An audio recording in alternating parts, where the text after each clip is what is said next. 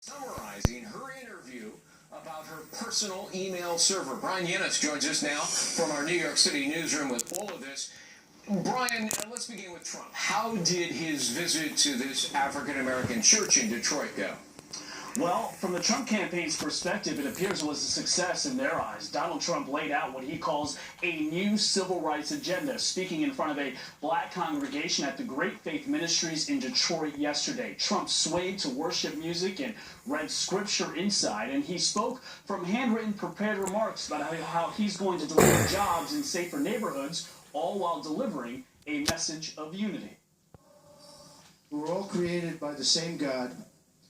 We must love each other and support each other, and we are in this all together, all together.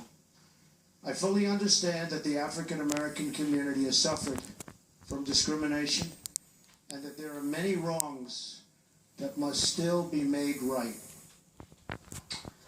While he was welcomed inside, outside there were vocal protesters who shouted, "Go home, Trump." Trump also visited the Southwest Detroit home of B.Carson, who is now an advisor for the campaign. Dr. Carson spoke about how Trump offers an alternative to the black community, which leans heavily Democratic, on Fox News Sunday. This is a subject about which he cares deeply. And what is going to be accomplished is something that many in the Democrat Party fear, and that is an alternative to, promises that are not kept. Greg, we'll see how that message resonates with the community. All right, let's turn to Hillary Clinton now. Are we expecting some kind of a response on these newly released FBI notes of her interview with FBI agents anytime soon?